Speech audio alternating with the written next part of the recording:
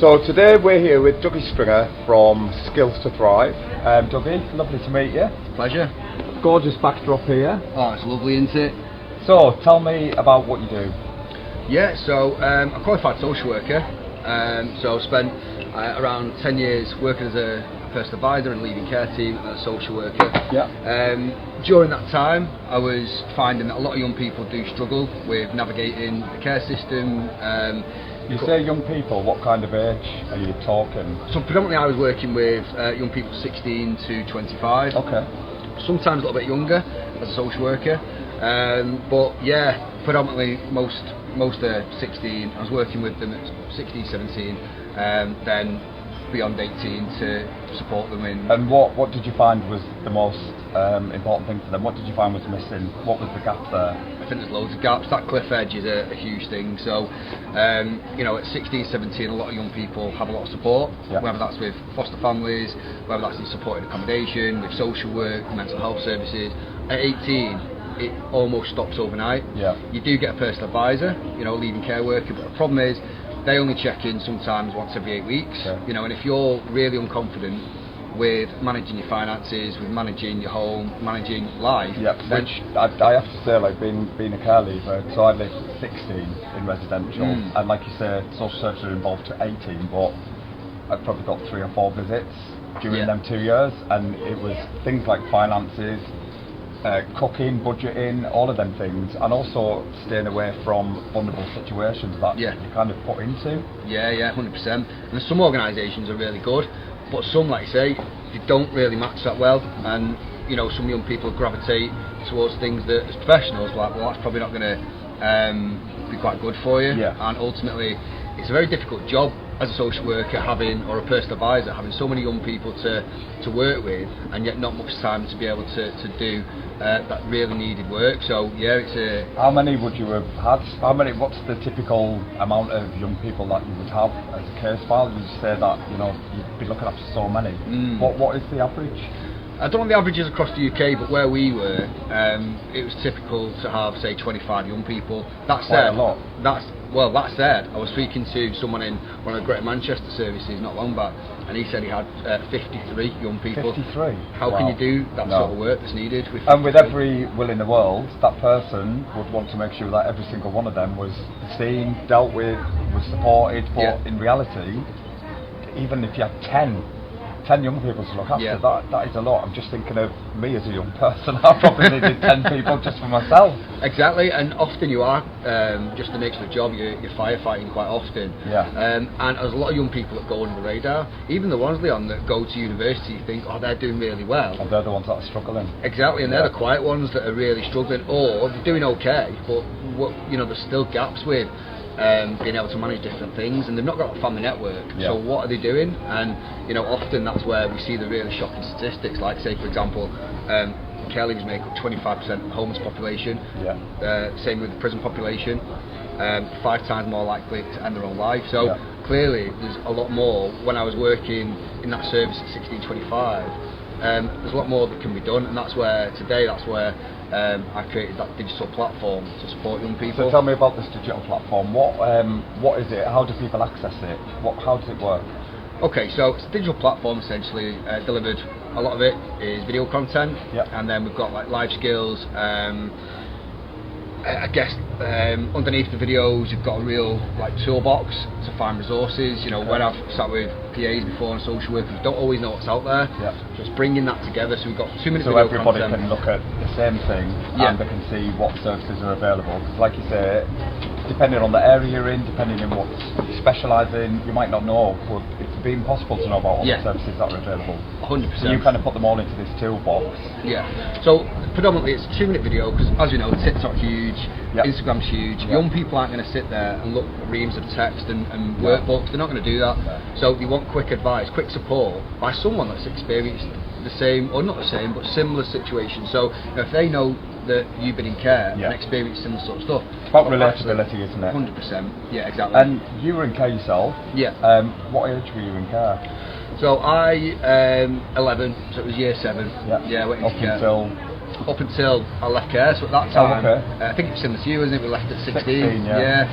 Which isn't any age. Even at 20, to be honest, I was a dad of 2 by 20. Even at 20, you haven't got the life skills to survive. No. Which is why what you're doing is incredible work, because what I like about it is you don't have a cut-off. So it's 16 plus. Yeah. Is that right? 16 plus, and ultimately, if an organisation, a local authority, a foster agency, or supported accommodation wanted to support in terms of commission us till 30, 40, that's fine. That's brilliant. We obviously do rely on the local authorities or organisations to commission that, because we can't really expect the young people to pay for it themselves. So that's where we do rely on that, and so we don't have enough for age at all. And to be fair, them supporting that is a small price to pay compared to the resources that I use for somebody who hasn't got that support, hasn't got that backup and that toolbox behind them. Like you say, the prison, we do a lot of work with the prisons, and a lot of it is, it's the breakdown of the adulthood. It's just not having the support network there. No, absolutely. Like yourself, myself, it's not having the family structure, the foundations. Going into care is a scary enough thing as it is, but if you haven't got any family members or anything like that, who do you turn to? Exactly that, and often it's the people around you that are probably not up to good in some context. So I've sat with young people before, and they've associating with gangs and different things, and I'm speaking to them, and there's a common theme that they're actually making him feel special. They're actually asking about his mum and dad. They're actually asking about him personally, and he feels that they care. And then manipulation. Absolutely, it's grooming, vulnerability. And it's only after so long of working with that young person you sort of go, okay, he's asking me to take these packages, and it's probably not going to be. But when you're in it, you don't realise it. I went through all that myself. It's like you say, they make you feel like you belong. It's belonging, isn't it? Of course, really, 100%. Everyone needs that belonging, and it's almost my job at the time and still now is to try and encourage young people to find that sense of belonging, whether it's work. As you know, I'm heavily involved in the gym and Thai boxing, different things. So that's my sense of belonging, and the work I do now, to be fair, it is as well. But at 16, where do you find that sense of belonging? Often, if you're in a chaotic environment, well, it's not going to be something that and that's where actually I feel that people on ground, so foster carers and supported accommodation providers and social workers as well, we've got a duty to try and steer young people into them places that they're going to find that sense of belonging. Because a lot of, when you leave care, a lot of the places you get sent to, like the place I was at, it was bedsit land. It was full of heroin, it was full of shoplifting, it was full of everything, and you're literally put into the centre of it. I didn't even know them parts existed. And at 16, now you're independent, you can come and go when you please, you haven't got anybody watching over you, looking after you, and literally that's where people go off the rails. 100%. Like the children's home I was in, there was 8 of us in a specific group for 1 year, 6 of them are dead. And they were dead, I'm 50 now, they were dead by mid-20s. And you just look at it and you're like, that's just a group of people I knew. How many other people? Absolutely. Well, I think the stats, them shocking stats before highlights how bad it can be, and there's a lot of young people that struggle and not in them stats. There's a lot of young people having dealt with different things, past trauma, adverse child experiences, and so I think that when you asked before about what the problems are, I think there's a lot of problems. I don't want to say that there's no hope. There is hope, and there's a lot of good people. There's always hope, of course, but it needs more resources thrown at it. Because like you say, it all ties in together. You've got the prison service, you've got NHS service, all of these things for psychiatric treatment. If more was chucked into that and spread out amongst, like what you do basically, it's all kind of gathered together in one place. And absolutely. it's like a holistic way of dealing with situations. 100%, and I think a prime example of, you mentioned then about different services and not linking up. Well, where I was in Cheshire, if someone was taking drugs and had mental health challenges, it was almost like, well, you've got to stop one.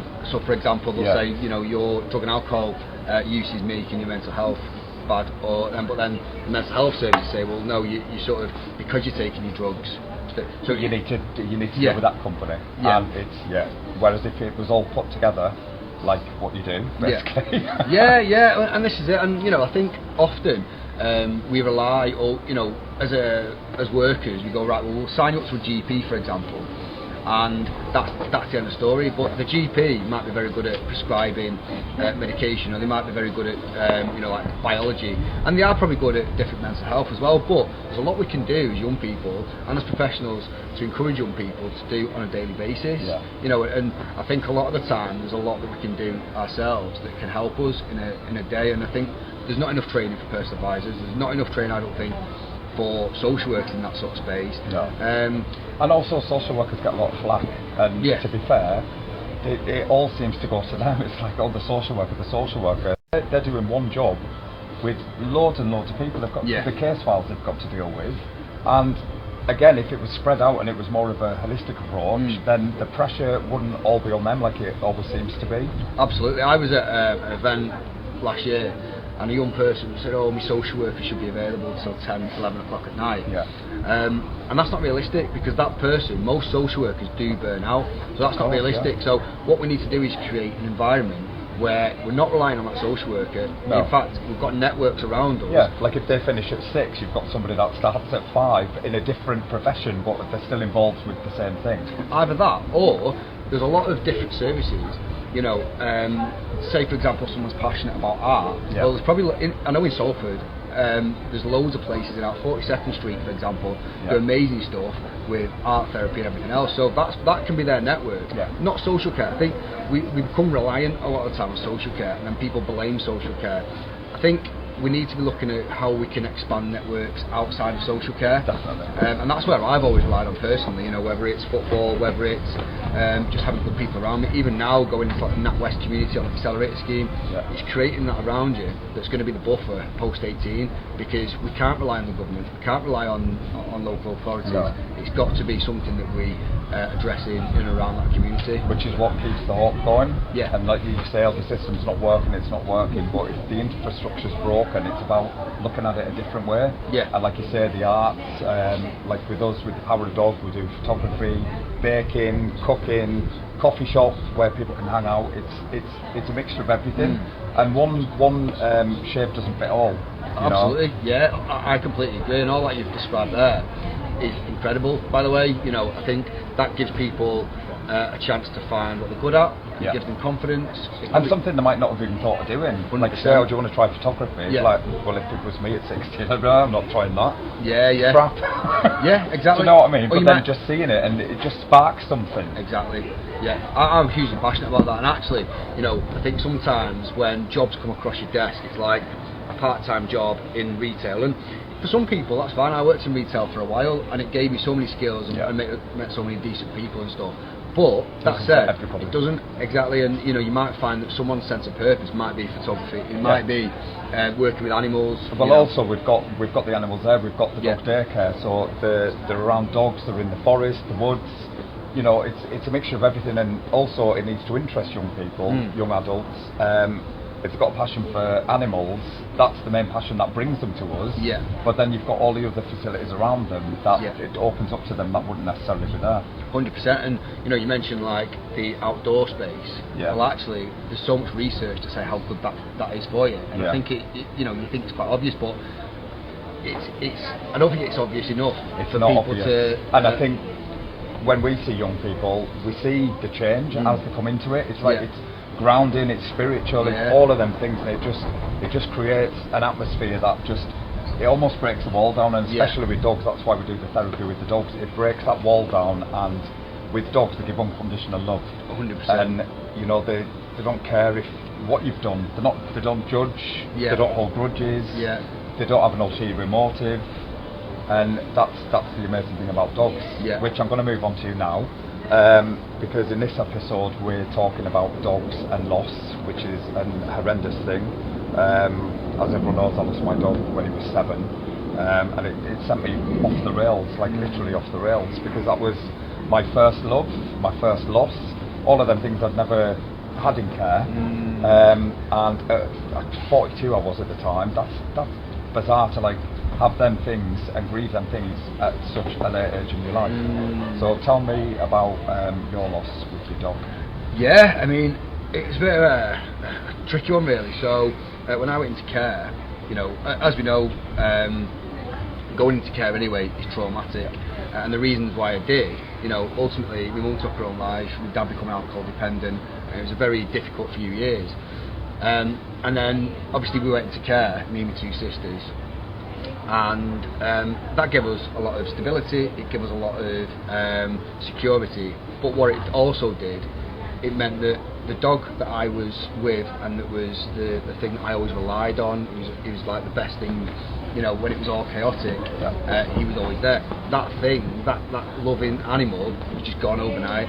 And that was difficult because he didn't die. There was no grief. It was hard to grieve. You can't grieve, yeah. So I didn't really know where he went. And that dog, you know, it's hard to put into words really. And I know you know, but you know, from someone just listening or looking in, it's hard to put into words what that dog at that time means to someone. And they're going through so much trauma, so much chaos. I mean, going through life, you know, I experienced like 7 adverse child experiences. All the way through that dog Toby was there all the time. So when it was a problem, when there was fighting in the house, when it was just chaotic, that loving animal, Toby, was there all the time. You just feel that protection. Yeah, 100%. And you're it's like a bond that's it's like a magic thing, isn't it? Yeah, and you know, it's unconditional love. There's no agenda from Toby. There was no there was no like animosity. There was no there was nothing. It was just pure love, and it was both. So I loved him as much as he loved me. So then, you know, he was always there in my room all the time. And so when I went into care, one of the biggest things, to be fair, you might say, oh well, getting taken off your parent, or it wasn't. It was losing the dog, because you know that's the one constant that you have, exactly. And that you could trust, and he trusted you. Yeah. Did he stay in the family home, or was he taken, or you just don't know what happened? Yeah, it's a very tricky time. I think as part of a coping mechanism as well, my brain has deleted certain things. Yeah, shut it off. And that particular thing, I don't know if it's been deleted or whether I didn't ever know. I'm certainly not sure on where he went. And that's a really difficult, you know, in some ways, it probably would have been better if with a death, it's almost like you put closure on it. I mean, the closure of death, I mean, I didn't get my next dog until, well, a couple of months ago, and it's taken me 7 years to get a dog, which sounds mental, but, you know, when you've got that feeling of having it, and then it's taken away, it's a grieving process, and that was hard enough for me, knowing what's happened to my dog, when, like you say, it's the not knowing, you can't put closure on something that has never, it's always stayed open. Yeah, exactly, and even today, I know he will have died by now, but I go past the area sometimes. I think, oh, I wonder if I see him, or you know, that's a stupid thing to think. You know, logically, to me, it's not anyway. Logically, it just doesn't make sense. But still, because I don't know the whereabouts, it's difficult. Because would he have been looked after? I'd like to have thought that wherever he went, he would have been looked after. But I don't know, and that's a really difficult thing to accept, really. Dougie, thank you so much for joining me today. It's been amazing. Thank you. Give us a hug. Lovely to see you. Thank you, Leon. And we'll see you soon. Thank you. Take care. Thanks very much. Thanks, guys.